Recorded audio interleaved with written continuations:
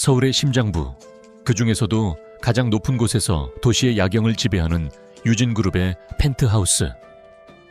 통유리창 너머로 펼쳐진 도시의 불빛들은 마치 밤하늘의 별들을 땅으로 옮겨놓은 듯 화려하게 반짝였지만 강지훈의 눈에는 그저 차가운 빛의 집합체일 뿐이었다. 최고급 이탈리안 수트를 입은 그의 단단한 어깨 위로 무거운 침묵이 내려앉아 있었다. 그는 유진그룹을 이끄는 젊은 총수이자 모두가 부러워하는 완벽한 남자였지만 정작 그의 내면은 누구도 알지 못하는 깊은 공허함으로 가득 차 있었다. 도련님, 회장님께서 전화를 기다리십니다. 그의 상념을 깨운 것은 충직한 비서이자 유일하게 마음을 터놓는 친구인 김민준 실장이었다. 지우는 미간을 찌푸리며 천천히 몸을 돌렸다. 그의 얼굴에는 재능 있는 경영인으로서의 날카로움과 세상사에 지친 듯한 권태가 동시에 서려 있었다. 또 그 얘기겠지. 아마도요. 민주는 조심스럽게 대답하며 태블릿 PC를 내밀었다. 화면에는 지훈의 조부이자 유진그룹의 창업주인 강 회장의 근엄한 얼굴이 떠 있었다. 지훈은 짧게 한숨을 내쉬고는 전화를 연결했다. 할아버님, 저녁은 드셨습니까? 밥이 목구멍으로 넘어가게 생겼느냐? 내 나이가 벌써 32이다. 유진그룹의 안주인 자리를 언제까지 비워둘 셈이냐? 역시나였다. 강 회장의 목소리는 스피커를 찢을 듯 우렁찼다. 지우는 이마를 짚었다. 일주일에 3번 이상 반복되는 레퍼토리였다. 그룹을 안정시키고 후계 구도를 확실히 하려면 가정을 꾸려야 한다. 내가 네 나이 때는 벌써 네 아비가 뛰어다니고 있었다. 할아버님, 결혼은 제 인생의 중대사입니다. 신중하게 결정하고 싶습니다. 신중, 대한민국에서 내로라 하는 가문의 교수들은 다 만나보지 않았느냐. 그런데도 마음에 드는 아이가 하나도 없다는 게 말이 된다고 생각하느냐. 내 눈이 너무 높은 게 아니냐. 지훈의 입가에 냉소가 번졌다. 그가 만났던 여자들, 그녀들은 하나같이 잘 꾸며진 인형 같았다.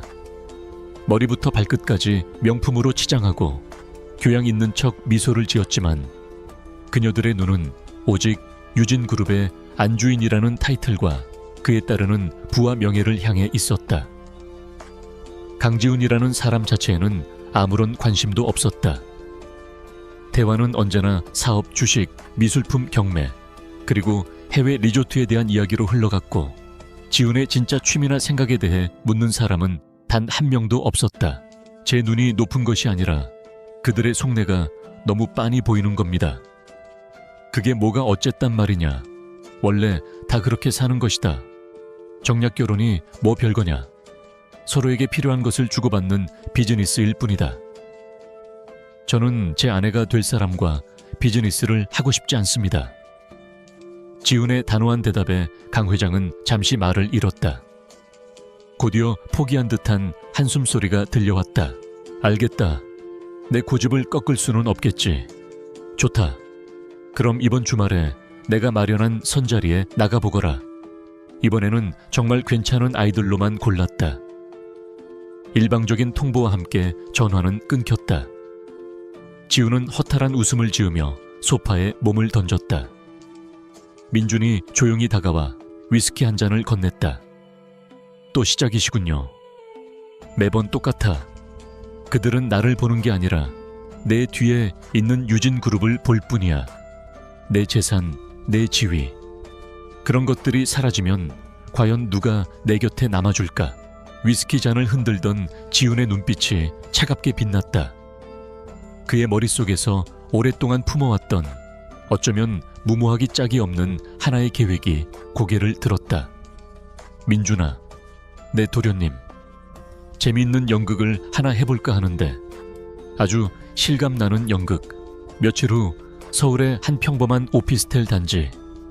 강지훈은 거울 앞에 서서 자신의 모습을 낯설게 바라보았다.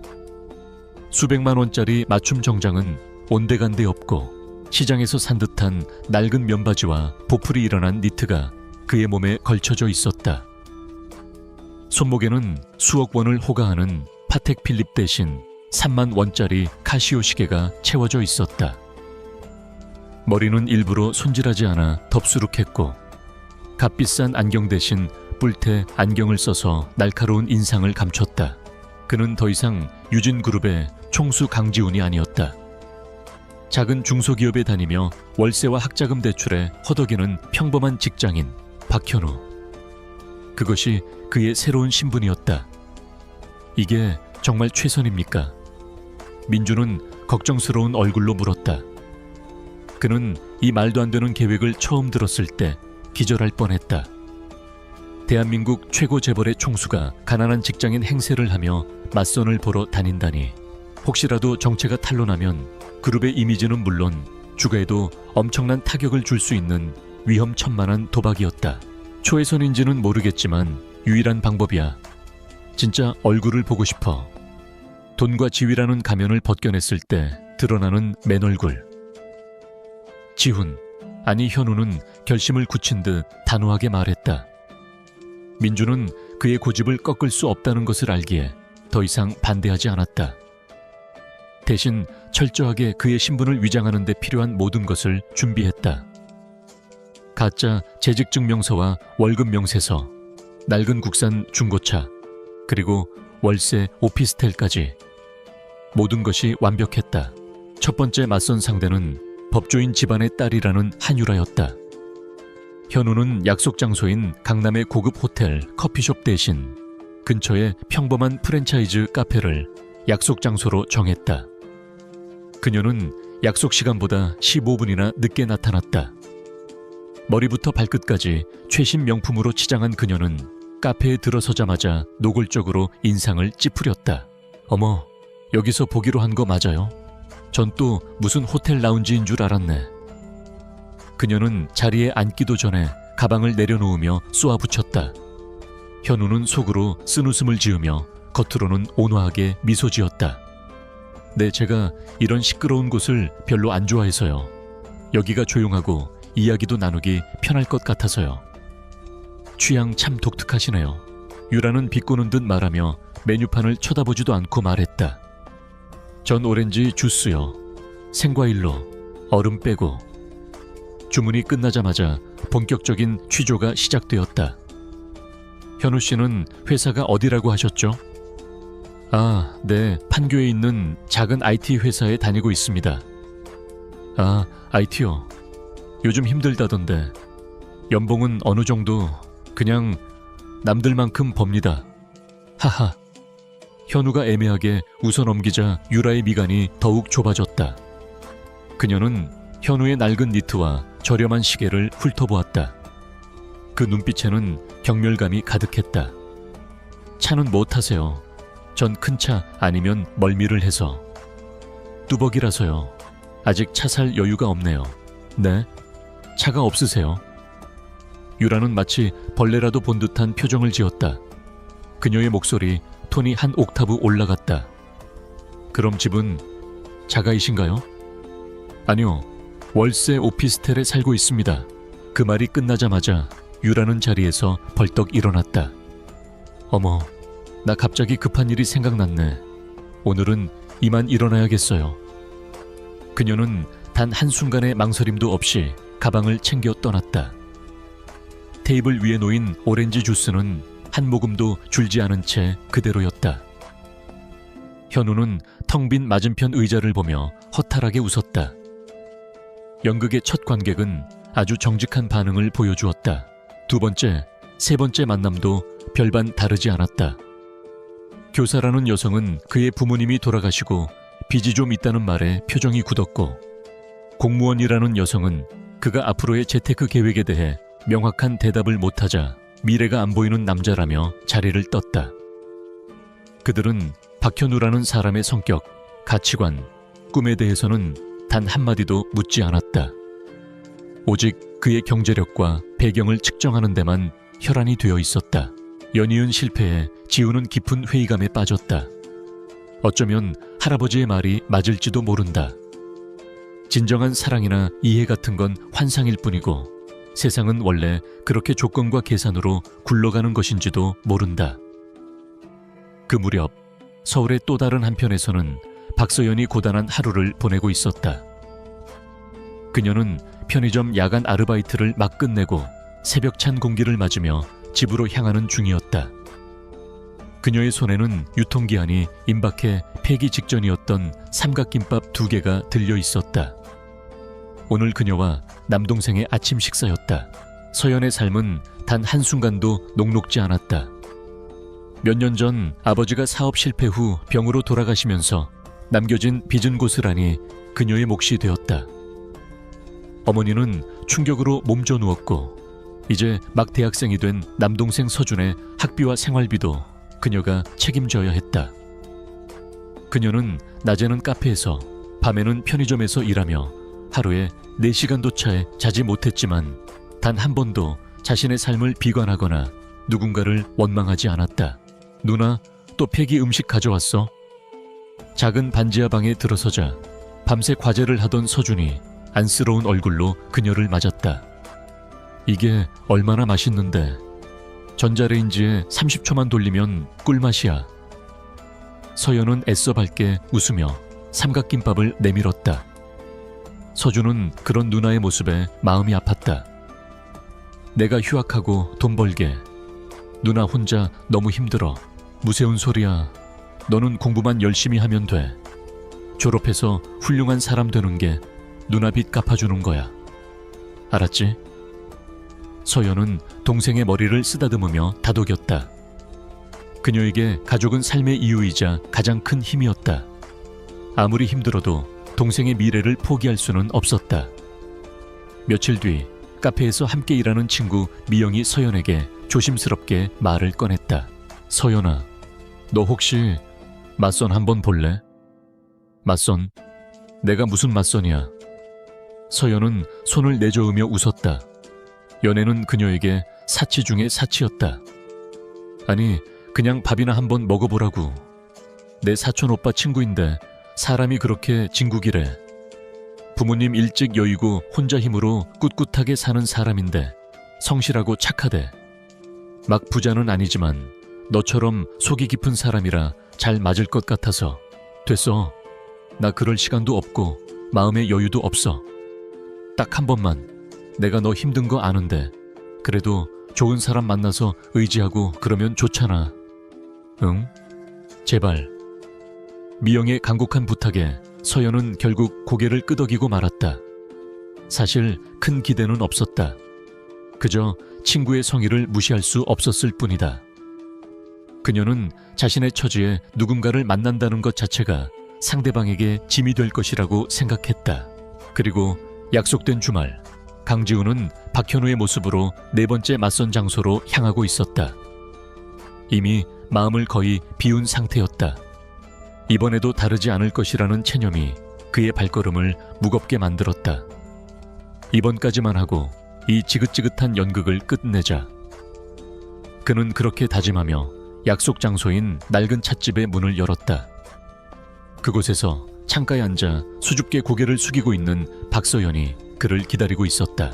창밖에는 추적추적 가을비가 내리고 있었다. 낡은 찻집에 유리창에 부딪히는 빗방울들이 희미한 소음을 만들어냈다. 강지훈, 아니 박현우는 약속 시간보다 10분 먼저 도착해 창가 자리에 앉아 있었다. 그의 앞에는 김이 모락모락 피어오르는 평범한 녹차 한 잔이 놓여 있었다. 3번의 실패를 겪은 후 그는 이제 어떤 기대도 하지 않았다. 오히려 이 지루하고 무의미한 연극을 어떻게 마무리할지에 대한 생각뿐이었다. 상대방이 또다시 그의 배경을 캐묻고 실망한 기색을 노골적으로 드러내면 그는 적당히 자리를 정리하고 일어나리라. 그것으로 이 부질없는 시도는 끝이었다. 그때 찻집의 낡은 문에 달린 종이 딸랑 하고 맑은 소리를 냈다. 현우는 무심코 고개를 들었다. 문을 열고 들어선 것은 화려하게 치장한 여성이 아니었다. 단정한 베이지색 트렌치코트에 청바지, 굽 낮은 단화를 신은 평범한 모습의 여자였다. 그녀는 빗물에 젖은 머리카락을 손으로 가볍게 정돈하며 주변을 두리번거렸다. 친구 미영에게서 들은 인상착의와 비슷했다. 저 박현우 씨 되시나요? 여자가 조심스럽게 다가와 물었다. 목소리는 차분하고 부드러웠다. 현우는 자리에서 일어나 가볍게 고개를 끄덕였다.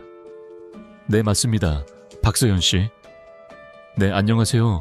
조금 늦었죠? 죄송합니다. 버스가 막히는 바람에 서연은 미안한 얼굴로 고개를 숙였다. 고작 2분 늦었을 뿐인데도 진심으로 사과하는 모습이 약속 시간에 30분씩 늦고도 당당했던 이전의 여자들과는 확연히 달랐다. 아닙니다. 저도 방금 도착했습니다. 앉으세요. 현우는 의자를 빼주는 형식적인 매너조차 잊은 채 무심하게 말했다. 그의 차가운 태도에도 서연은 개의치 않는 듯 마주보고 앉으며 환하게 미소 지었다. 꾸미지 않은 순수한 미소였다. 지우는 그 미소를 보는 순간 잠시 말문이 막혔다. 계산되지 않은 사람을 무장해제시키는 그런 종류의 미소였다. 뭐 뭘 드시겠어요? 아, 저는 그냥 따뜻한 물 한 잔이면 괜찮아요. 서연은 메뉴판을 보지도 않고 대답했다. 현우는 미간을 짚었다. 또 시작이군. 비싼 건 얻어먹기 싫다는 건가? 아니면 아예 대화할 가치도 없다고 생각하는 건가? 그는 이전의 경험으로 미루어 짐작했다. 그래도 여기까지 오셨는데 뭐라도 주문하세요. 제가 사겠습니다. 그의 목소리에는 자신도 모르게 날이 서 있었다. 그러자 서연은 조금 놀란 듯 눈을 동그랗게 뜨고는 이내 부드럽게 웃으며 말했다. 그런 뜻이 아니에요. 제가 카페에서 아르바이트를 하는데 하루 종일 커피를 너무 많이 마셔서요. 지금은 커피 생각이 없어서 그랬어요. 신경 쓰이시면. 그럼 저는 캐모마일 티로 할게요. 그녀의 솔직한 대답에 현우는 순간 할 말을 잃었다. 자신이 너무 꼬여 있었다는 사실을 깨달았다. 그는 잠시 동안의 정적을 깨고 종업원을 불러 주문을 했다. 어색한 침묵이 흘렀다. 현우는 이 침묵을 어떻게든 깨고 빨리 이 자리를 끝내고 싶었다. 그는 늘 하던 대로 자신의 결점부터 드러내기로 했다. 저는 들으셨겠지만 별 볼 일 없는 사람입니다. 판교에 있는 작은 회사 다니고 있고 차도 없고 월세 오피스텔에 혼자 삽니다. 부모님은 일찍 돌아가셨고요. 일종의 시험이었다. 이 말을 들은 여자들은 하나같이 표정이 굳거나 동정하는 척하며 거리를 두기 시작했다. 그런데 서연의 반응은 예상과 완전히 달랐다. 그러셨구나. 혼자 힘으로 지금까지 버텨오신 거 정말 대단하세요. 그녀의 눈에는 경멸이나 동정이 아닌 따뜻한 이해와 존중이 담겨 있었다. 현우는 처음 받아보는 종류의 반응에 당황했다. 대단할 것까지는 아니에요. 정말 대단한 거예요. 저도 동생이랑 둘이 사는데 가장 노릇하는 게 얼마나 힘든지 알거든요. 현우 씨는 저보다 더 힘드셨겠어요. 그녀는 스스럼 없이 자신의 이야기를 꺼냈다. 아버지의 사업 실패와 빚, 편찮으신 어머니와 대학생 남동생 이야기까지. 그녀의 이야기는 우울할 법도 했지만 그녀의 표정은 시종일관 담담하고 밝았다. 자신의 삶을 부끄러워하지 않고 오히려 꿋꿋하게 마주하고 있는 사람의 단단함이 느껴졌다. 서연 씨도 고생이 많으셨네요. 고생이라기보다 그냥 제 삶인걸요. 그래도 저는 행복해요. 제 힘으로 동생을 공부시킬 수 있고 가끔 동생이랑 맛있는 떡볶이 사 먹을 때면 세상 부러울 게 없어요. 소박한 행복을 말하며 웃는 그녀의 모습에 현우는 자기도 모르게 입가에 미소를 띄었다. 그가 만났던 여자들은 수백만 원짜리 식사와 명품 가방에서도 행복을 느끼지 못했다. 그런데 이 여자는 고작 떡볶이 한 접시에 행복을 느낀다고 말하고 있었다. 현우 씨는 회사 일이 힘들지는 않으세요? 무슨 일 하시는지는 여쭤봐도 돼요? 그녀는 현우의 연봉이나 직급을 묻지 않았다. 그의 일 그 자체에 대해 물었다. 지우는 잠시 망설였다. 박현우라는 인물에게는 그럴듯한 업무 설정까지 다 되어 있었다. 하지만 그는 처음으로 그 설정이 부끄럽게 느껴졌다. 그냥 데이터 분석하고 정리하는 일을 합니다. 재미는 잘 모르겠습니다. 그냥 먹고 살려고 하는 거죠. 그래도 대단해요. 저는 컴퓨터는 잘 못 다루거든요.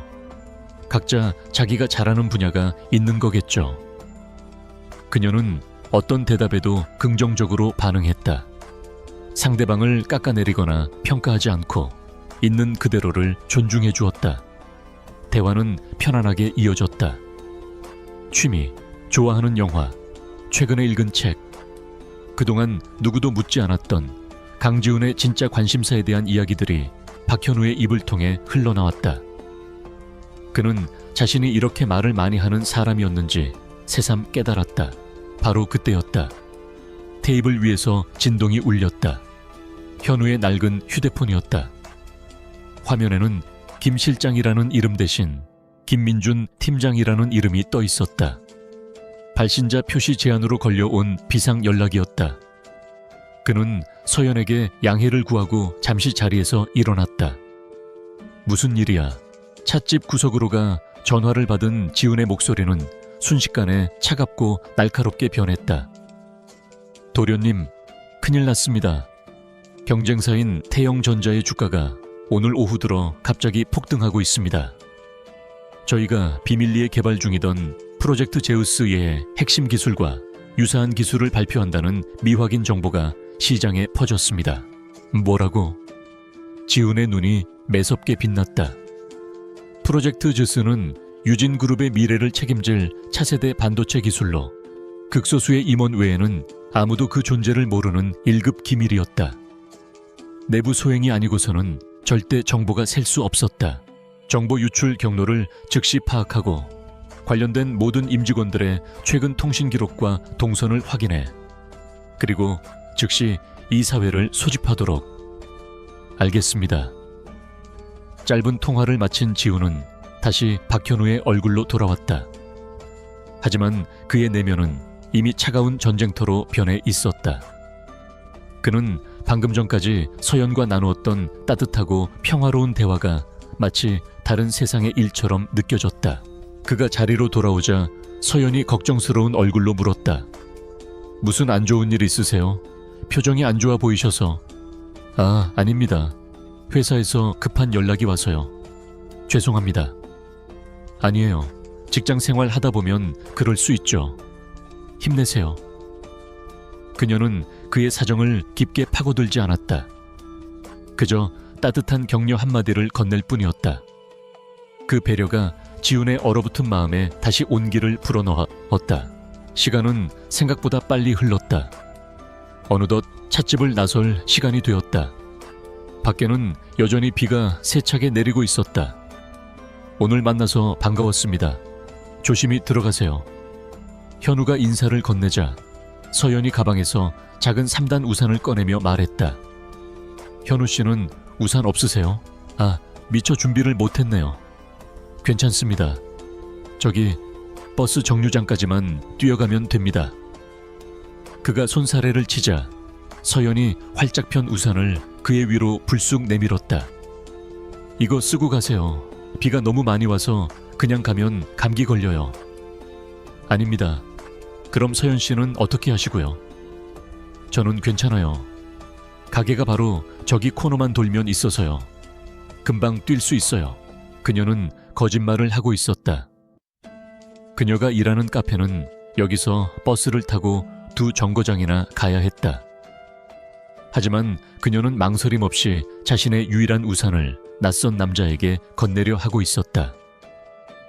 지우는 말문이 막혔다. 자신의 안위보다 타인을 먼저 생각하는 사람. 돈이나 조건이 아니라 사람 그 자체를 보는 사람. 그가 그토록 찾고 헤매던 사람이 바로 눈앞에 있었다. 안 됩니다. 그럴 수는 없습니다.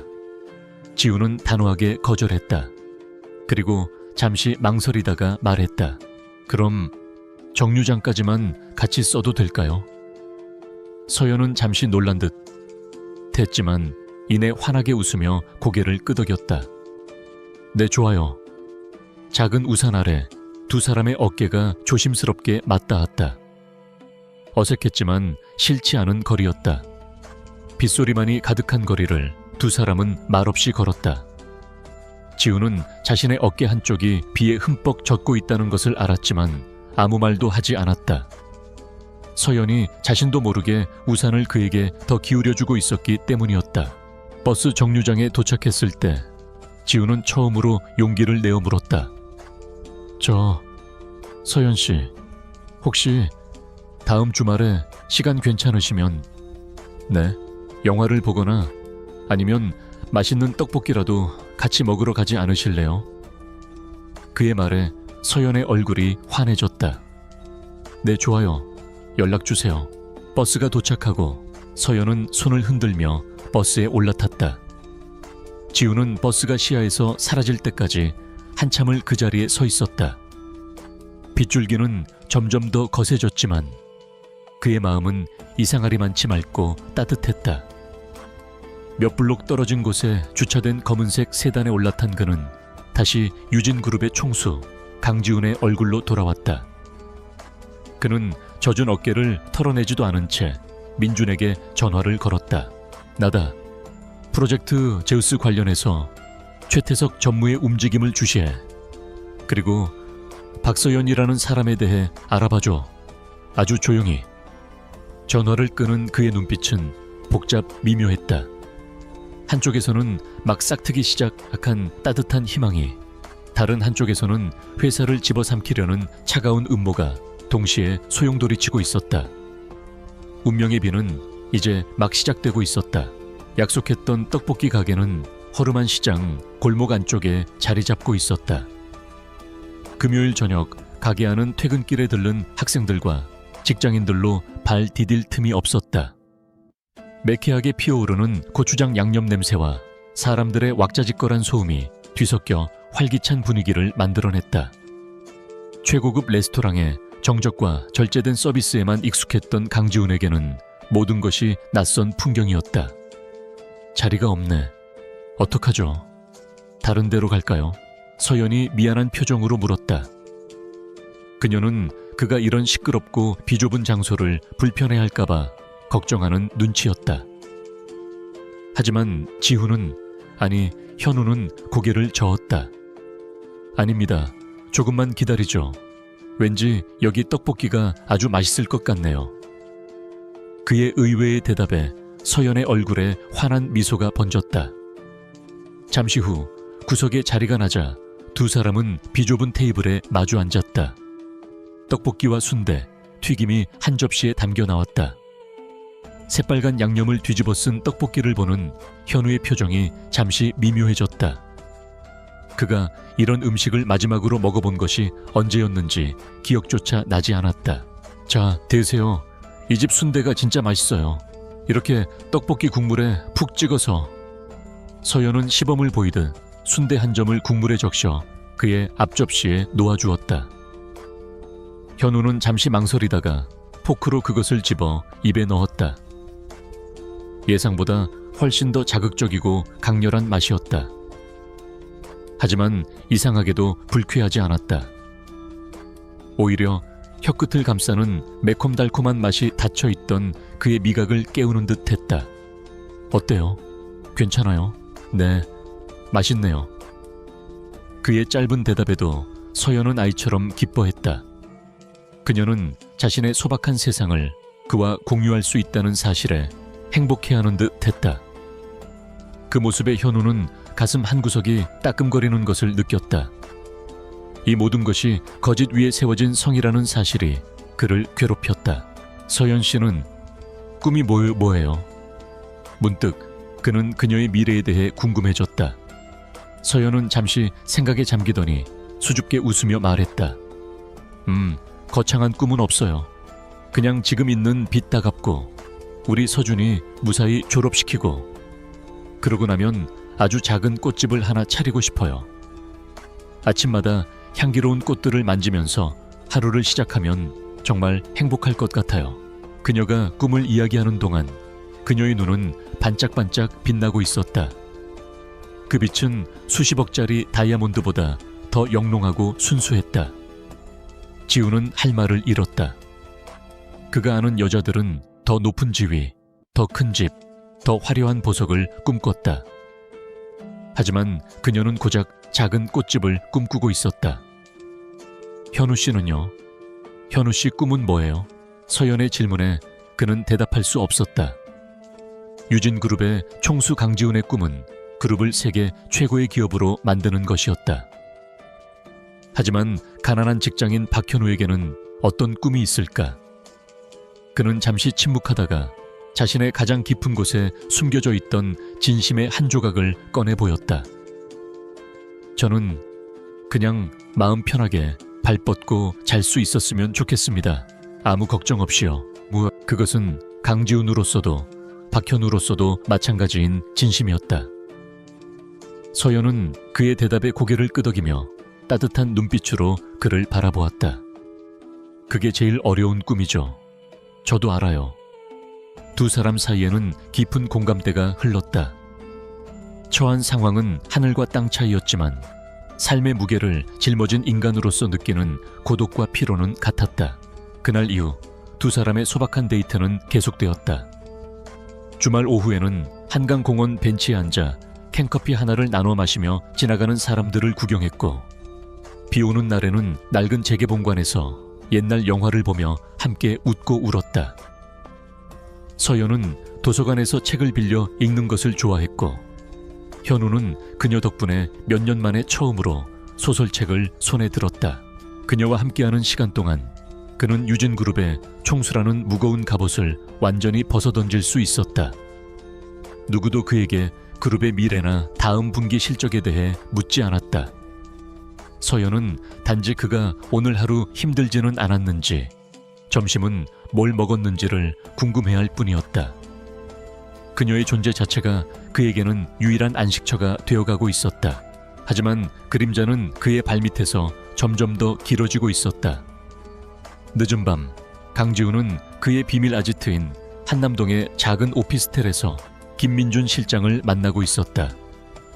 그곳은 박현우의 월세 오피스텔과는 차원이 다른 최첨단 보안 시스템을 갖춘 유진그룹의 비상 지휘소였다. 박서연 씨에 대한 보고입니다.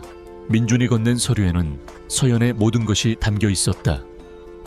그녀의 가족관계, 채무 상태, 지금까지 살아온 정직한 삶의 기록들. 보고서를 읽어 내려가는 지훈의 표정은 점점 더 복잡해졌다. 그녀가 얼마나 힘겹게 살아왔는지, 그리고 얼마나 대단한 사람인지 다시 한번 확인하게 되었다. 채무 문제는 내가 해결해 줄 수 없을까? 도련님께서 직접 나서시면 정체가 탄로날 위험이 큽니다. 그리고 아마 박서연 씨는 그런 도움을 원치 않을 겁니다. 자존심이 무척 강한 분입니다. 민준의 말은 사실이었다. 서연은 절대로 그런 동전거린 도움을 받지 않을 사람이었다. 지우는 답답함에 마른 세수를 했다. 사랑하는 여자의 고통을 덜어줄 수 있는 막강한 힘을 가졌으면서도 아무것도 할 수 없는 자신의 처지가 비참하게 느껴졌다. 그리고 회사 상황이 좋지 않습니다. 민준의 목소리가 낮게 가라앉았다. 그는 새로운 보고서를 지훈의 앞에 펼쳐놓았다. 예상대로 최태석 전무의 소행입니다. 프로젝트 제우스 팀의 핵심 연구원 3명을 태영전자로 빼돌렸습니다. 공식적으로는 스카우트 형식이지만 실질적으로는 기술 유출을 위한 포섭입니다.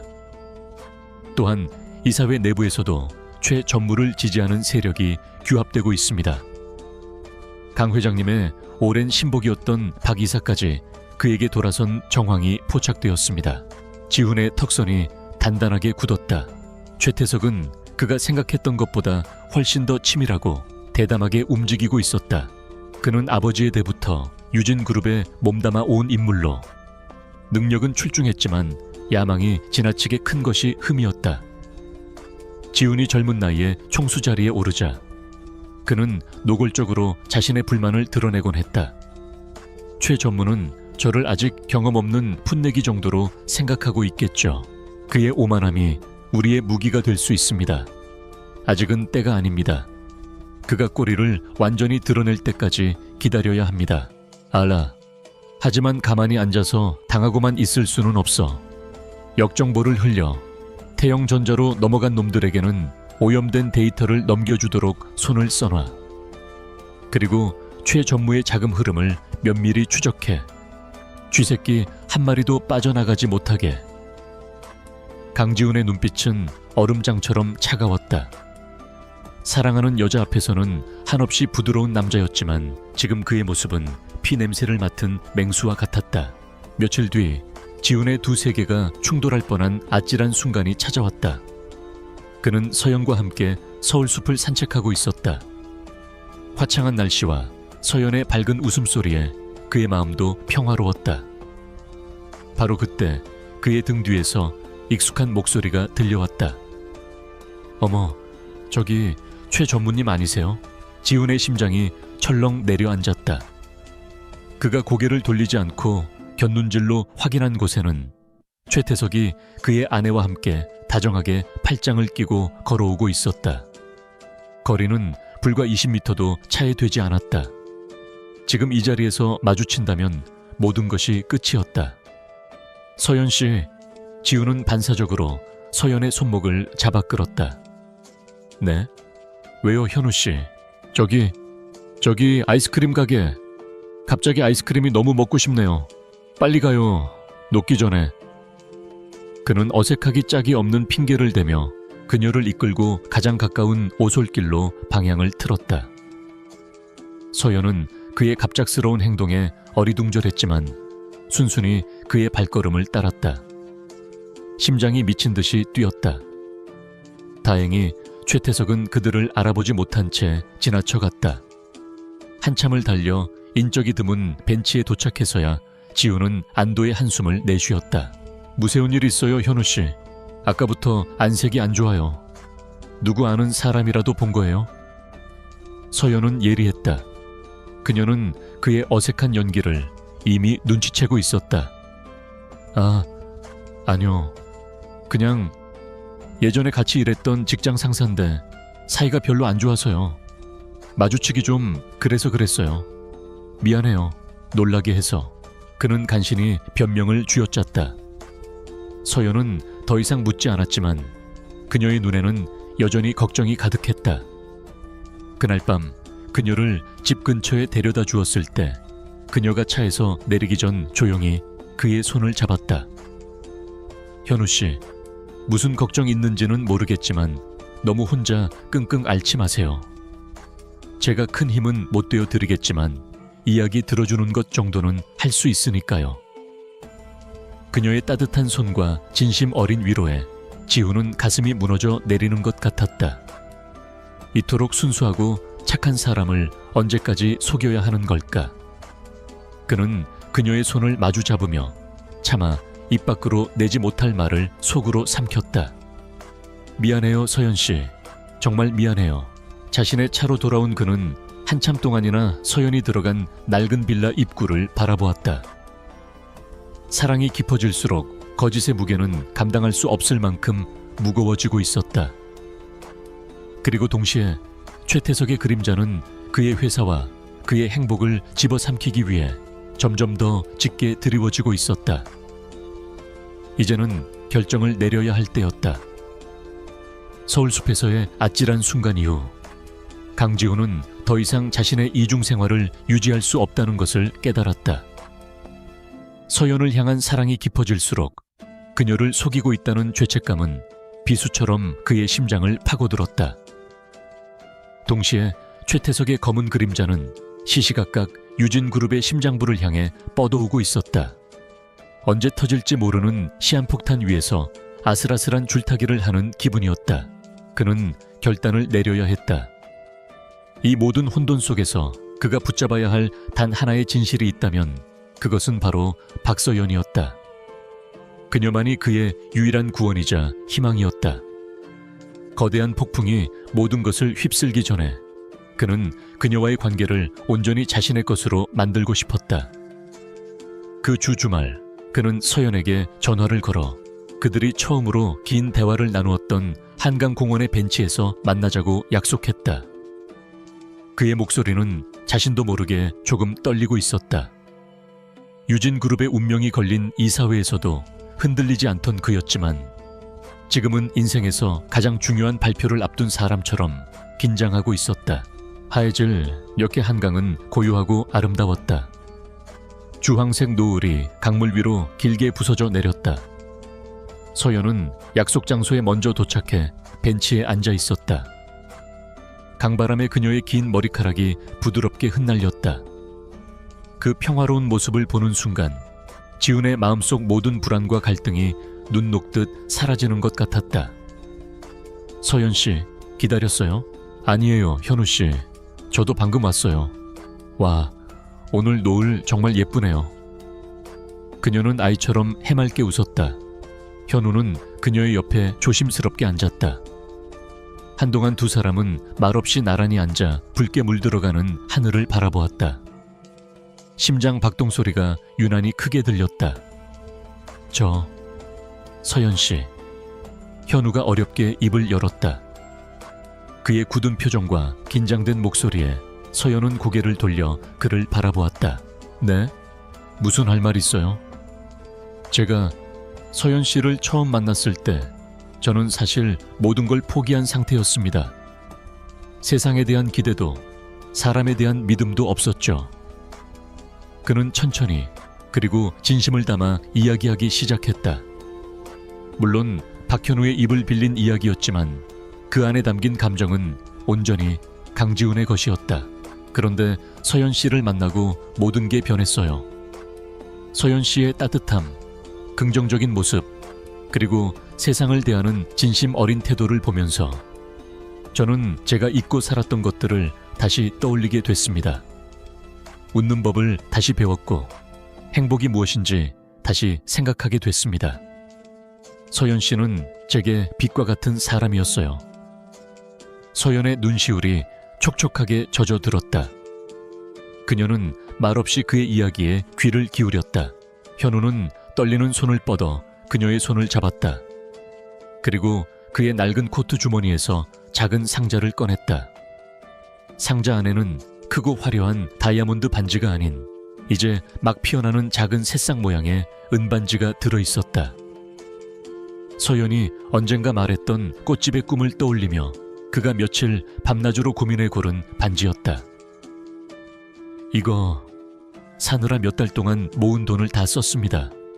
그래서 아마 앞으로 몇 달은 더 굶어야 할지도 몰라요. 그는 씁쓸하게 웃으며 말했다. 제가 가진 건 아무것도 없습니다. 서연 씨에게 화려한 미래를 약속해 줄 수도 없습니다.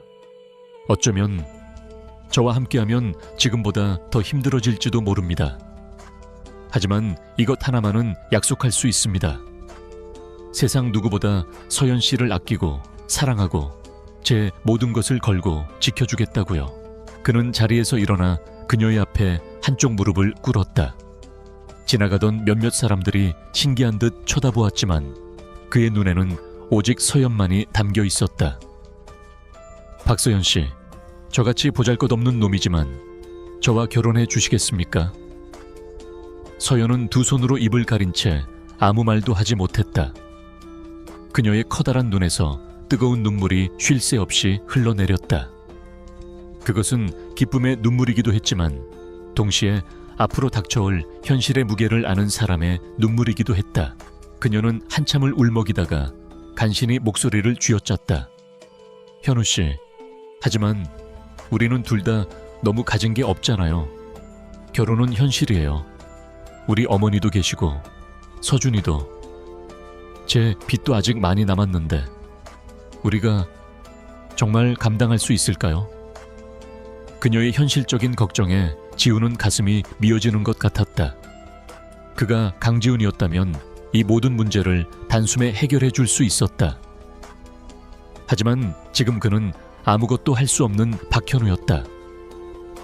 그는 그저 그녀의 손을 더욱 굳게 잡을 뿐이었다. 알아요. 힘들겠죠. 하지만 함께라면 이겨낼 수 있지 않을까요? 제가 2배, 3배 더 노력할게요.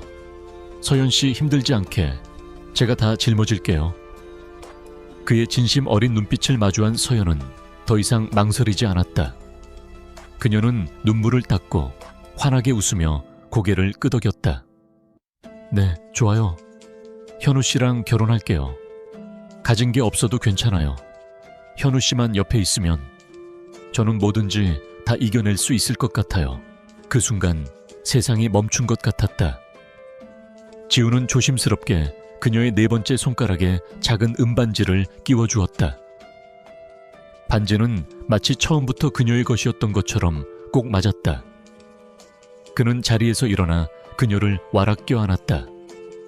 그의 품에 안긴 서연은 행복의 눈물을 흘렸다. 강지우는 32년 인생에서 처음으로 진정한 행복이 무엇인지 깨달았다. 하지만 그 찬란한 행복의 순간 거대한 폭풍이 유진그룹의 심장부를 강타하고 있었다. 서연을 바래다주고 자신의 차로 돌아온 지훈의 휴대폰이 미친 듯이 울리기 시작했다. 발신인은 김민준 실장이었다. 불길한 예감에 휩싸이며 전화를 받자마자 민준의 다급한 목소리가 터져나왔다. 도련님, 올 것이 왔습니다. 코드 레드, 비상사태입니다. 무서운 일이야. 침착하게 설명해. 최태석이 움직였습니다. 지금 유진그룹의 모든 내부 서버가 원인 불명의 바이러스에 감염되어 마비 상태입니다. 특히 프로젝트 제우스 관련 모든 데이터가 집중 공격을 받고 있습니다. 동시에 태영전자가 방금 전 긴급 기자회견을 열고 프로젝트 제우스와 동일한 기술인 프로젝트 타이탄을 발표했습니다. 우리가 자신들의 기술을 훔쳤다며 대대적인 소송과 언론 플레이를 시작했습니다. 지훈의 얼굴에서 핏기가 사라졌다. 최태석은 단순히 기술을 빼돌린 것이 아니었다. 유진그룹을 기술 도둑으로 몰아 시장에서 완전히 매장시키려는 상상 이상으로 악랄한 계획을 실행에 옮긴 것이었다. 주가는 기관 투자자들이 약속이나 한 듯 동시에 물량을 쏟아내고 있습니다. 개장 30분 만에 하한가로 추락했습니다. 모든 것이 완벽하게 짜인 각본이었다. 내부의 적과 외부의 적이 손을 잡고 유진그룹의 숨통을 끊으려 하고 있었다. 지우는 더 이상 박현우로 머물러 있을 수 없었다. 즉시 본사로 간다. 그는 차를 돌려 서울 도심의 유진그룹 본사로 향했다. 그가 한강공원에서 본사까지 오는 짧은 시간 동안 세상은 완전히 뒤집혀 있었다. 모든 뉴스 채널이 유진그룹의 기술 절도 스캔들을 톱뉴스로 다루고 있었고 인터넷은 확인되지 않은 루머와 비난으로 들끓었다. 유진그룹 본사 로비는 그야말로 아수라장이었다. 기자들이 로비로 진입하려 아우성치고 있었고 직원들은 넋이 나간 표정으로 분주하게 뛰어다니고 있었다. 지우는 차에서 내리지 않고 지하 주차장을 통해 자신의 전용 엘리베이터로 향했다. 그가 비상대책회의가 열리고 있는 최상층 회의실 문을 열었을 때 안에서는 임원들의 고성과 책임 정화가 뒤섞여 아비규환을 이루고 있었다. 이게 대체 어떻게 된 일입니까? 우리 보안팀은 뭘 하고 있었던 겁니까? 태영전자 쪽에 우리 기술을 넘긴 놈이 누굽니까? 당장 색출해. 그 혼란의 중심에 최태석 전무가 서 있었다. 그는 마치 비극의 주인공이라도 된 듯 비통한 표정을 지으며 임원들을 진정시키고 있었다. 여러분, 지금은 서로를 비난할 때가 아닙니다. 어떻게든 이 위기를 수습해야 합니다. 태영전자 측에서는 이번 사태에 대한 책임으로 우리에게 구조적 합병을 제안해왔습니다. 굴욕적이지만 회사가 완전히 무너지는 것보다는 그의 입에서 합병이라는 단어가 나오는 순간 회의실 문이 활짝 열리며 지훈이 들어섰다.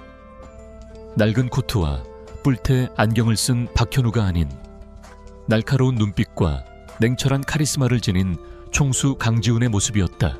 회의실의 모든 소음이 순간 멎었다. 모두의 시선이 그에게로 쏠렸다. 최태석의 얼굴에 떠있던 거짓 비통함이 아주 미세하게 굳어지는 것을 지훈은 놓치지 않았다. 지훈은 천천히 회의실 테이블 가장 상석으로 걸어갔다. 그의 발걸음 소리가 회의실 전체에 서늘하게 울려 퍼졌다. 그는 자리에 앉지 않은 채 얼음처럼 차가운 눈으로 최태석을 똑바로 쏘아보았다. 합병이라 재미있는 소리를 하는군. 그의 목소리는 낮고 조용했지만 그 안에 담긴 분노와 위압감은 회의실의 모든 사람들을 압도했다. 지금부터 내 지시를 따른다. 모든 서버를 즉시 폐쇄하고 외부 네트워크와의 연결을 전면 차단한다. 법무팀은 태영전자를 상대로 영업비밀 침해 및 명예훼손으로 맞소송을 준비하고 판매금지 가처분 신청을 제출하도록, 홍보팀은 모든 의혹을 전면 부인하고 투명한 자체 조사를 약속하는 공식 성명을 즉시 발표한다. 그는 잠시 말을 멈추고 김민준 실장을 향해 고개를 돌렸다. 김 실장, 지금 즉시 우리 화이트햇 팀을 가동시켜. 전쟁은 이제부터 시작이다. 최태석은 자신의 눈앞에 서 있는 젊은 총수의 모습에서 자신이 알던 어수룩한 도련님의 흔적을 단 하나도 찾아볼 수 없었다. 그는 자신이 아주 큰 실수를 저질렀다는 것을, 잠자는 사자의 코털을 건드렸다는 것을 뒤늦게 깨닫고 있었다. 강지훈의 지휘 아래 혼돈에 빠졌던 유진그룹의 비상대책회의실은 빠르게 안정을 되찾았다. 그의 목소리는 차갑고 단호했지만 그가 내리는 지시 하나하나는 놀라울 정도로 정교하고 체계적이었다. 그는 마치 이 모든 상황을 미리 예측하고 수십 번의 시뮬레이션을 거친 체스 마스터처럼 위기의 핵심을 정확히 꿰뚫고 있었다. 화이트햇 팀은 바이러스의 근원지를 역추적한다. 단순한 서버 복구가 목표가 아니다. 공격자의 침입 경로와 남겨진 디지털 족적을 낱낱이 확보해야 한다. 법무팀은 태영전자가 발표한 프로젝트 타이탄의 기술 시연 영상을 프레임 단위로 분석해서 우리 즈스의 설계도와 일치하는 부분을 증거 자료로 만들어라.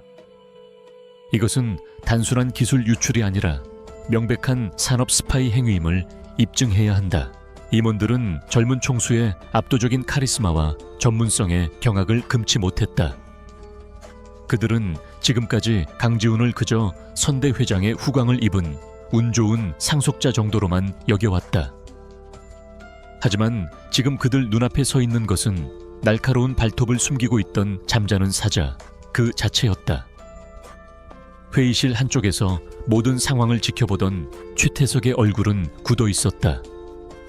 그는 강지훈의 능력을 심각하게 과소평가했다. 그는 이 어린 총수가 위기 앞에서 허둥대다가 결국 자신의 계략대로 태영전자와의 합병안을 받아들일 것이라고 확신했다. 하지만 상황은 정반대로 흘러가고 있었다. 강지훈은 오히려 이 위기를 자신의 리더십을 증명하고 내부의 적을 색출할 기회로 삼고 있었다. 지훈은 회의를 정리하며 마지막으로 최태석을 향해 시선을 돌렸다. 그의 눈빛은 얼음 송곳처럼 날카로웠다. 이번 사태는 외부의 공격만큼이나 내부의 조력 없이는 불가능한 일입니다. 저는 제 아버지에게서 기업을 경영하는 법뿐만 아니라 집안을 더럽히는 쥐를 잡는 법도 배웠습니다. 우리 안에 숨어있는 배신자는 반드시 찾아낼 것이고 그 대가를 톡톡히 치르게 될 겁니다. 전무님, 제 말 무슨 뜻인지 아시겠습니까? 그것은 명백한 선전포고였다. 최태석은 애써 태어난 척 미소를 지었지만 그의 등줄기에서는 식은땀이 흘러내리고 있었다. 회의가 끝나고 김민준 실장이 지훈에게 다가와 조심스럽게 말했다. 도련님, 언론의 공세가 너무 거셉니다. 이사들 사이에서도 총수께서 직접 나서서 입장을 표명해야 한다는 의견이 나오고 있습니다. 기자회견을 여는 것이 어떻겠습니까? 지훈은 잠시 눈을 감았다. 기자회견, 그것은 곧 자신의 정체가 온 세상에 드러난다는 것을 의미했다. 박현우라는 가면이 벗겨지고 강지훈의 민낯이 만천에 공개되는 순간, 그리고 그 순간은 박서연이 모든 진실을 알게 되는 순간이기도 했다. 심장이 차갑게 내려앉는 것 같았다. 그는 그녀에게 어떻게 이 모든 것을 설명해야 할지 감히 상상조차 할 수 없었다. 하지만 그에게는 선택의 여지가 없었다. 유진그룹의 수장으로서 져야 할 책임의 무게는 너무나도 무거웠다. 준비해. 2시간 뒤에 기자회견을 열겠다. 그는 휴대폰을 들어 서연의 번호를 눌렀다. 최소한 그녀가 뉴스를 통해 이 사실을 알게 되는 최악의 상황만은 막고 싶었다. 하지만 신호음만 반복될 뿐 그녀는 전화를 받지 않았다. 아마도 아르바이트 중일 것이었다. 그는 떨리는 손으로 "끝나면 전화 줘요. 아주 중요한 할 말이 있어요." 라는 짧은 메시지를 남겼다. 그 시각 서연은 단골 손님으로 가득한 카페에서 분주하게 움직이고 있었다. 그녀의 왼쪽 4번째 손가락에서는 작은 은반지가 수줍게 빛나고 있었다. 그녀는 틈틈이 자신의 손가락을 내려다보며 행복한 미소를 지었다. 가난한 연인과의 미래가 쉽지는 않겠지만 그녀는 두렵지 않았다. 현우 씨와 함께라면 어떤 어려움도 헤쳐나갈 수 있을 것 같았다. "어머, 서연아, 저기 TV 좀 봐. 유진그룹 난리 났네." 함께 일하는 동료 미영이 소리쳤다. 카페 한쪽에 걸린 TV에서는 긴급 뉴스가 속보로 나오고 있었다. 앵커는 흥분한 목소리로 대한민국 대표 기업인 유진그룹의 기술 도용 스캔들에 대해 떠들어대고 있었다. 서연은 무심코 TV 화면으로 시선을 돌렸다. 화면에는 유진그룹 긴급 기자회견이라는 자막과 함께 수많은 기자들에게 둘러싸인 회견장이 비치고 있었다. 잠시 후 단상 위로 한 남자가 걸어 나왔다. 흠잡을 데 없이 완벽한 수트 차림, 차갑고 냉철한 표정, 그리고 압도적인 존재감. 서연은 숨을 헙 들이마셨다. 저 사람, 너무나도 익숙한 얼굴이었다. 자신의 연인 박현우와 똑같이 생긴 남자였다. 하지만 분위기는 전혀 달랐다. 그녀가 알던 어수룩하고 따뜻한 현우 씨가 아니었다. 화면 속 남자는 범접할 수 없는 카리스마를 내뿜는 전혀 다른 세계의 사람처럼 보였다. 오늘 저희 유진그룹에 대한 무분별한 의혹으로 인해 남자의 낮고 차분한 목소리가 카페 전체에 울려 퍼졌다. 서연은 자신의 귀를 의심했다. 목소리마저 현우 씨와 똑같았다. 화면 하단에는 남자의 이름과 직책이 떠 있었다. 유진그룹 총수 강지훈. 서연의 머릿속이 하얗게 비어버렸다. 강지훈, 유진그룹 총수. 그녀가 들고 있던 커피잔이 손에서 미끄러져 바닥으로 떨어졌다. 와장창 하고 날카로운 파열음이 울렸지만 그녀의 귀에는 아무 소리도 들리지 않았다. 세상의 모든 소리가 사라지고 오직 TV 속 남자의 목소리만이 그녀의 머릿속을 헤집어 놓았다. 모든 의혹은 명백한 허위 사실임을 밝히는 바입니다. 저희는 그가 누구인지, 그가 했던 말들, 그의 행동들, 그리고 그가 주었던 반지, 모든 것이 거대한 거짓말이었다.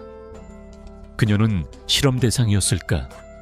진실한 여자를 찾기 위한 재벌의 유희에 노란한 어릿광대였을까? 배신감보다 더 큰 참을 수 없는 모멸감이 그녀의 온몸을 휩쌌다.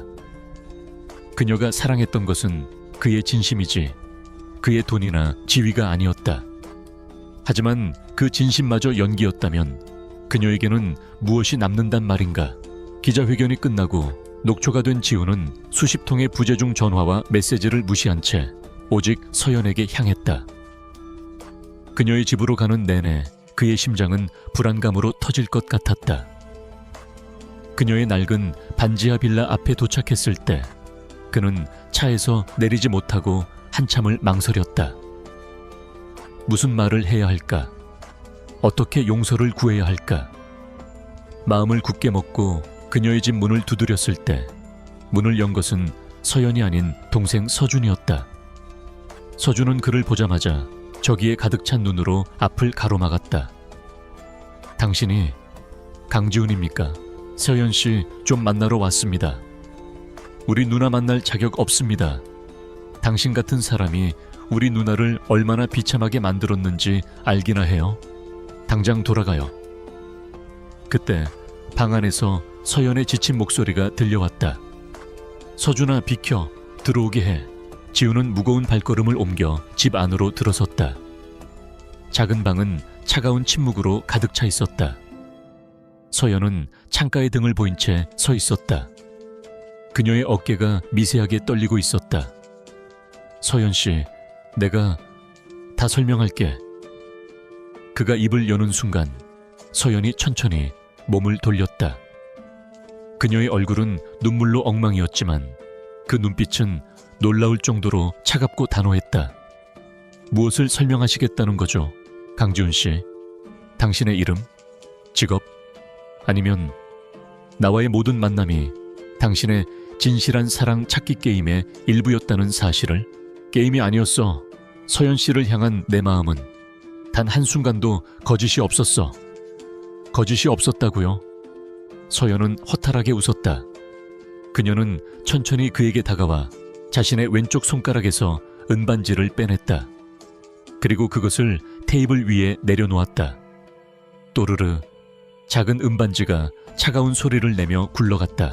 이 반지를 준 사람은 박현우 씨였어요. 가난하지만 성실하고 따뜻한 마음을 가졌던 남자요. 그런데 그 남자는 이 세상에 존재하지 않는 사람이었군요. 내 앞에 서 있는 당신은 내가 아는 사람이 아니에요.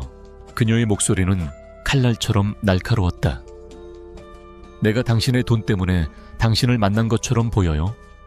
그래서 나를 시험한 건가요? 당신의 기준에 내가 합격이라도 한 겁니까? 그래서 이제 와서 모든 걸 용서하고 당신의 화려한 세계로 들어오라고 말할 건가요? 아니야. 서연 씨, 절대 그런 게 아니야. 그럼 뭐죠? 말해봐요. 내가 왜 이런 모욕감을 느껴야 하는지. 지우는 아무 말도 할 수 없었다.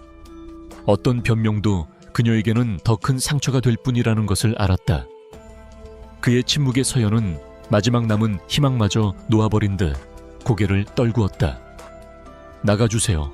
다시는 찾아오지 마세요. 그것이 그녀의 마지막 말이었다.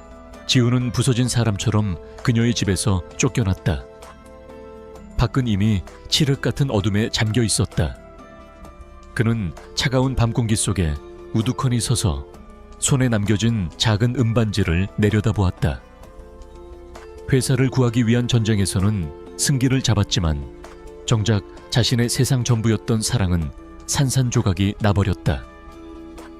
유진그룹의 총수 강지훈은 모든 것을 가졌지만 지금 이 순간 그는 세상에서 가장 가난하고 비참한 남자였다. 박서연에게 버림받은 밤, 강지훈은 집으로 돌아가지 않았다. 그는 회사 최상층에 있는 자신의 집무실에서 밤을 새웠다. 거대한 통유리창 너머로 서울의 야경이 펼쳐져 있었지만 그의 눈에는 아무것도 들어오지 않았다. 그의 세상은 온통 잿빛으로 변해 있었다. 그러나 그는 슬픔에 잠겨 있을 시간이 없었다. 그가 무너지면 유진그룹 전체가 무너지고 수만 명의 임직원과 그 가족들의 삶이 위태로워졌다. 그는 슬픔을 분노로, 절망을 냉철한 이성으로 바꾸었다. 최태석, 그리고 그와 손잡은 태영전자에 대한 복수심이 그의 머릿속을 가득 채웠다. 그는 자신이 사랑했던 모든 것을 앗아간 그들을 결코 용서할 수 없었다. 다음 날 새벽, 강지훈은 완전히 다른 사람으로 변해 있었다. 그의 눈에는 더 이상 고뇌의 흔적이 없었고 오직 승리를 향한 강철 같은 의지만이 번뜩였다. 그는 비상대책위원회 핵심 멤버들을 소집했다. 지금부터 방역을 시작한다. 그의 계획은 대담하고 정교했다. 적의 허를 찌르는 완벽한 카운터 펀치였다. 첫 번째 단계는 언론 플레이였다. 그는 홍보팀을 통해 태영전자가 과거에도 여러 차례 중소기업의 기술을 탈취하려 했던 전력을 언론에 흘렸다. 동시에 그는 자신이 심어두었던 오염된 데이터라는 함정 카드를 사용할 준비를 했다. 며칠 후 유진그룹은 모든 언론사를 대상으로 2차 긴급 기자회견을 열었다. 이번에는 방어적인 해명이 아닌 공격적인 폭로를 위한 자리였다. 기자회견장 단상에 선 강지훈의 모습은 이전보다 더 단단하고 자신감에 차 있었다. 지난 며칠간 저희 유진그룹은 기술 도둑이라는 오명 아래 있었습니다. 하지만 오늘 저는 진실을 밝히고자 이 자리에 섰습니다. 그는 거대한 스크린에 두 개의 설계도를 띄웠다. 하나는 유진그룹의 프로젝트 제우스, 다른 하나는 태영전자의 프로젝트 타이탄이었다. 태영전자는 저희가 자신들의 기술을 훔쳤다고 주장했습니다. 하지만 진실은 그 반대입니다. 저희는 한 달 전부터 내부 기술 유출 시도를 감지하고 의도적으로 결함이 있는 데이터를 미끼로 흘려두었습니다. 기자회견장이 술렁이기 시작했다. 강지훈은 무대 위로 기술팀을 불렀다. 기술팀은 두 개의 데이터를 기반으로 제작된 반도체 시제품의 성능을 실시간으로 시연했다. 태영전자의 데이터로 만든 시제품은 작동 시작 30초 만에 과부하로 불꽃을 튀기며 터져버렸다. 반면 유진그룹의 시제품은 완벽하게 작동하며 경이로운 성능을 보여주었다. 이것이 진실입니다. 태영전자는 저희의 미끼를 덥석 물었고 훔친 기술로 만든 불량품을 가지고 전 세계를 상대로 사기극을 벌인 것입니다. 상황은 순식간에 역전되었다. 지훈은 여기서 멈추지 않았다. 또한 저희 화이트햇 팀은 이번 바이러스 공격의 진원지를 추적하는 데 성공했습니다. 스크린에는 복잡한 데이터 분석 자료가 떠올랐다.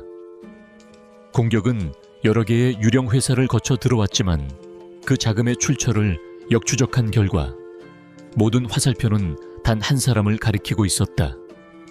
이 모든 것을 배후에서 조종한 사람은 바로 유진그룹의 최태석 전무입니다.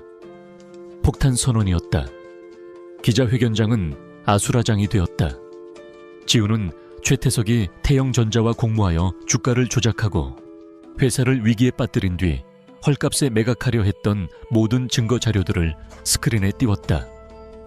그의 비자금 내역, 태영전자 임원과의 비밀 통화 녹취록까지 모든 것이 완벽하게 준비되어 있었다. 바로 그 시각 유진그룹 본사에서는 긴급 이사회가 열리고 있었다. 최태석은 아무것도 모른 채 강지훈이 없는 자리에서 이사들을 선동하고 있었다. 그때 회의실 문이 거칠게 열리며 검사들과 수사관들이 닥쳐왔다. 최태석 씨, 업무상 배임 및 증권거래법 위반 혐의로 긴급 체포합니다. 최태석의 얼굴은 새하얗게 질렸다. 그는 그제야 자신이 강지훈이 쳐놓은 거대한 그물에 완벽하게 걸려들었다는 사실을 깨달았다. 그는 발버둥 쳤지만 차가운 수갑이 그의 손목에 채워졌다. 유진그룹을 집어삼키려 했던 거대한 암초는 그렇게 허무하게 제거되었다. 회사를 구하기 위한 전쟁은 승리로 끝났다. 유진그룹의 주가는 비자 반등을 기록했고 강지훈은 위기 속에서 회사를 구해낸 영웅으로 칭송받았다. 하지만 그는 단 한순간도 기쁘지 않았다. 그의 마음은 여전히 텅 비어 있었다. 그는 전쟁터에서는 승리했지만 정작 가장 중요한 사랑에서는 패배했다. 그날 이후 그는 매일같이 서연을 찾아갔다. 하지만 그는 그녀에게 부담을 주고 싶지 않았다. 값비싼 선물이나 돈으로 그녀의 마음을 사려는 어리석은 짓은 하지 않았다. 그는 그저 그녀가 일하는 카페가 보이는 길 건너편에 서서 그녀의 모습을 멀리서 지켜볼 뿐이었다. 때로는 그녀의 퇴근 시간에 맞춰 그녀의 집 골목 어귀에서 밤이 깊어질 때까지 그녀를 기다렸다. 서연은 물론 그를 매몰차게 외면했다. 동생 서준은 그를 볼 때마다 경멸의 눈빛을 보냈다. 하지만 그는 포기하지 않았다. 비가 오는 날에도 눈이 오는 날에도 그는 그 자리를 지켰다. 그러던 어느 날 그는 용기를 내어 그녀에게 직접 쓴 편지를 건넸다. 화려한 편지지가 아닌 평범한 노트에 꾹꾹 눌러 쓴 수십 장의 편지였다. 그 편지에는 변명이 아닌 그의 진심이 담겨 있었다. 재벌 3세로서 느껴야 했던 고독, 아무도 믿을 수 없었던 불신, 진정한 사랑에 대한 갈망, 그리고 그녀를 만나 얼마나 행복했는지에 대한 절절한 고백이 담겨 있었다. 서연은 그 편지를 받자마자 찢어버리려 했다. 하지만 차마 그럴 수 없었다. 그날 밤 그녀는 자신의 작은 방에서 밤새 그의 편지를 읽고 또 읽었다. 편지 속에는 그녀가 알지 못했던 강지훈의 여린 속내가 고스란히 담겨 있었다. 그의 행동이 용서받을 수는 없었지만 그가 왜 그럴 수밖에 없었는지 조금은 이해되기 시작했다. 그녀의 마음이 흔들리고 있을 때쯤 동생 서준에게 좋은 소식이 생겼다. 국내 최고의 로펌 중 하나인 세종에서 익명의 후원자가 나타나 그의 졸업까지의 모든 학비와 생활비를 지원하는 장학생으로 선발되었다는 연락을 받은 것이다. 서준과 서연은 기뻐했지만 서연은 문득 그 익명의 후원자가 누구일지 짐작할 수 있었다. 그는 자신의 방식대로 그녀의 자존심을 지켜주면서 그녀의 짐을 덜어주려 하고 있었다. 서연의 마음은 점점 더 복잡해졌다. 그에 대한 분노와 원망, 그리고 그의 진심 사이에서 길을 잃었다.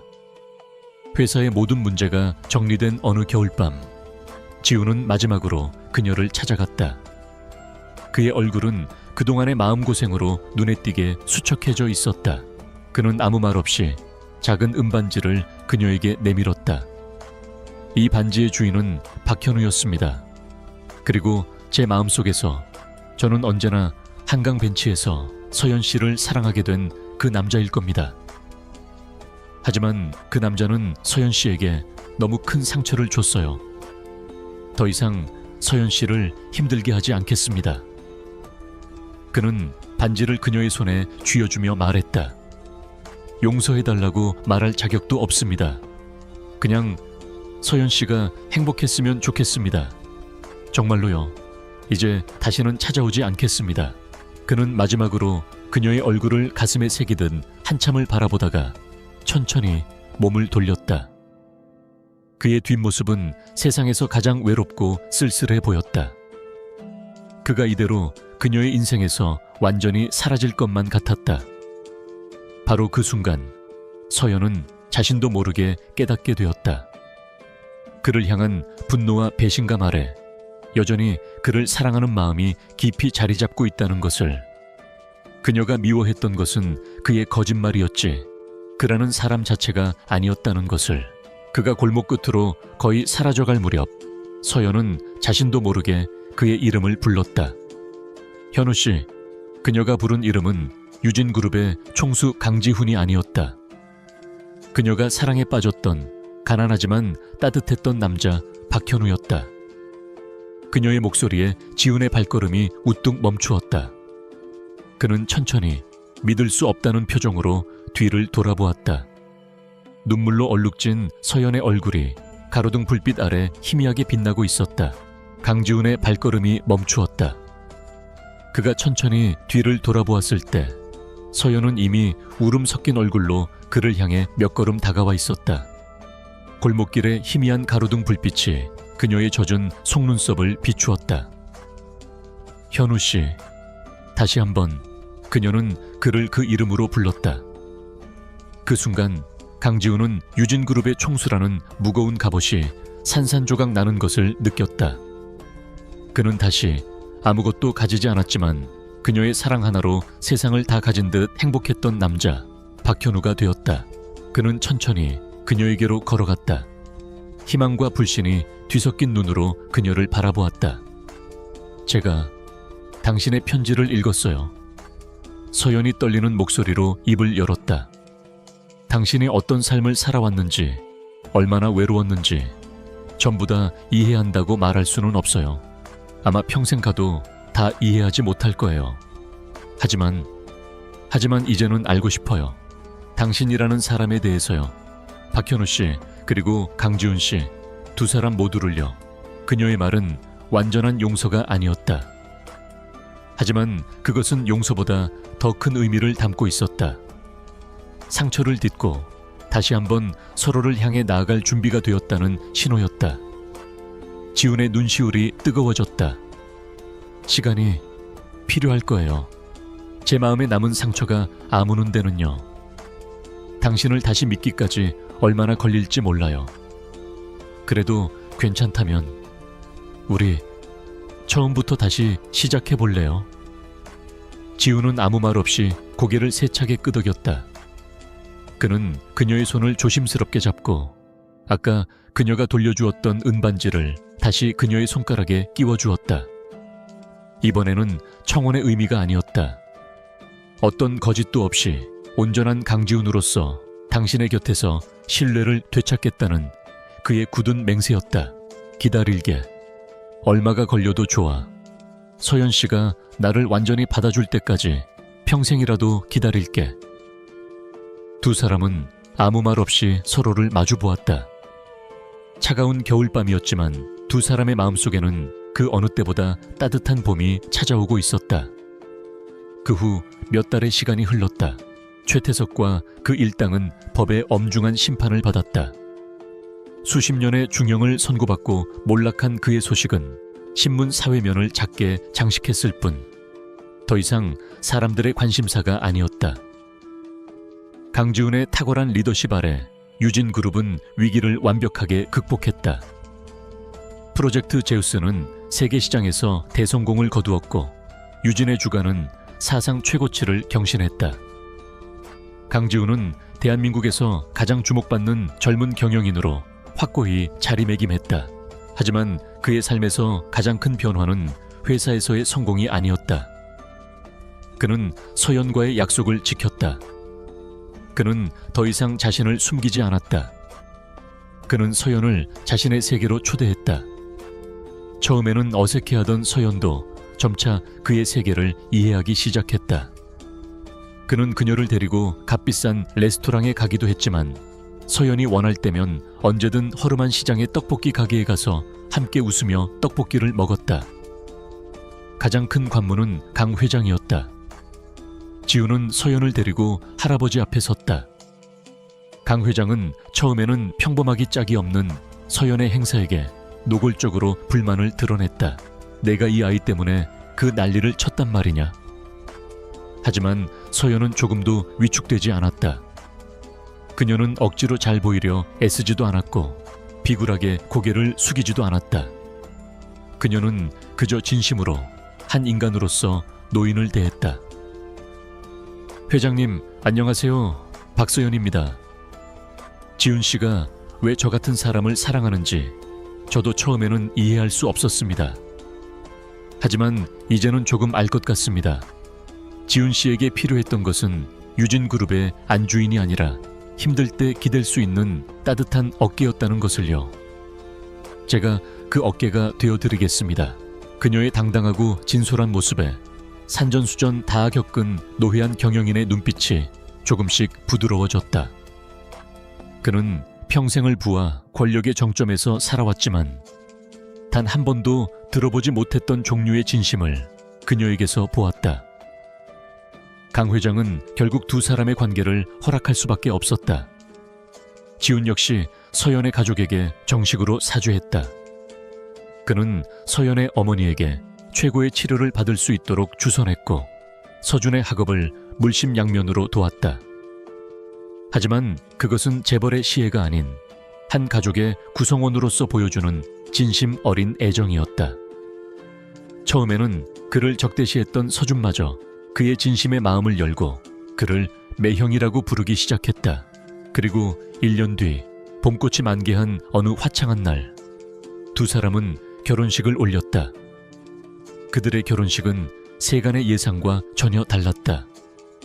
대한민국 최고 재벌의 결혼식이라고는 믿을 수 없을 만큼 소박하고 조용했다. 수천 명의 하객이 몰려드는 특급 호텔이 아닌 그들이 종종 데이트했던 서울숲의 작은 야외 무대에서 결혼식이 열렸다. 하객은 오직 두 사람의 가족과 가장 가까운 친구들 뿐이었다. 순백의 드레스를 입은 서연은 세상 누구보다 아름다웠다. 그녀의 손에는 화려한 다이아몬드 부케 대신 그녀가 가장 좋아하는 소박한 들꽃으로 만든 부케가 들려 있었다. 지훈은 세상에서 가장 행복한 남자의 얼굴로 그녀의 곁에 서 있었다. 두 사람은 서로를 마주보고 직접 쓴 혼인 서약서를 읽어 내려갔다. 먼저 지훈이 입을 열었다. 나 강지훈은 오늘 내 아내가 될 박서연 앞에서 맹세합니다. 앞으로는 유진그룹의 총수가 아닌 당신의 남편으로 살아가겠습니다. 당신이 사랑에 빠졌던 남자 박현우의 따뜻한 마음을 영원히 잃지 않겠습니다. 다시는 당신을 외롭게 하거나 당신에게 거짓말하지 않겠습니다. 제 남은 생을 모두 바쳐 당신을 사랑하고 지키고 행복하게 해주겠습니다. 다음은 서연이었다. 그녀의 목소리는 살짝 떨렸지만 그 어떤 말보다 단단했다. 나 박서연은 오늘 내 남편이 될 강지훈 앞에서 맹세합니다. 나는 당신의 돈이나 지위가 아닌 당신의 외로운 영혼을 사랑했습니다. 나는 차가운 CEO 강지훈과 따뜻한 남자 박현우가 결국 같은 사람이라는 것을 압니다. 앞으로 당신이 짊어져야 할 삶의 무게를 함께 나누어주고 당신이 지칠 때마다 가장 편안한 안식처가 되어주겠습니다. 세상이 모두 당신에게 등을 돌려도 나만은 언제나 당신 편에 서 있겠습니다. 사랑합니다. 두 사람은 서로의 손가락에 평범한 백금 반지를 끼워주었다. 하지만 서연의 네 번째 손가락에는 그 백금 반지와 함께 1년 전 한강 벤치에서 받았던 작은 새싹 모양의 은반지가 나란히 빛나고 있었다. 그것은 그들의 사랑이 어디에서 시작되었는지를 알려주는 세상에서 가장 소중한 증표였다. 몇 년의 시간이 흐른 후 서울 근교의 한적한 동네 서연의 꽃집이라는 예쁜 간판이 걸린 작은 가게가 있었다. 가게 안은 향기로운 꽃들로 가득했고 앞치마를 두른 서연이 손님을 맞으며 행복하게 웃고 있었다. 그녀는 자신의 오랜 꿈을 이루었다. 저녁 무렵 가게 문이 열리며 익숙한 실루엣이 들어섰다. 딱딱한 수트 대신 편안한 캐주얼 차림의 지훈이었다. 그는 이제 유진그룹을 성공적으로 이끄는 카리스마 넘치는 경영인이자 아내의 가게에 들러 저녁거리를 함께 장보고 가는 평범한 남편이기도 했다. 오늘 하루 힘들지 않았어? 지훈이 서연의 이마에 입을 맞추며 물었다. 전혀. 세상에서 제일 행복한 일을 하고 있는데 뭐가 힘들겠어요. 당신은요? 오늘 중요한 회의 있다고 하지 않았어요? 잘 끝났어. 당신 생각하면서 하니까 뭐든지 다 잘 되던데. 그는 능청스럽게 웃으며 그녀가 건네는 작은 꽃다발을 받아들었다. 두 사람은 손을 꼭 잡고 가게를 나섰다. 노을이 지는 길을 따라 집으로 걸어가는 두 사람의 모습은 지극히 평범했지만 세상 그 누구보다 행복해 보였다. 강지훈은 돈으로는 살 수 없는 진정한 사랑을 찾기 위해 가난한 남자 행세를 했다. 그리고 그 길의 끝에서 그는 사랑하는 아내뿐만 아니라 오랫동안 잃어버렸던 자기 자신과 삶의 진정한 행복을 되찾았다.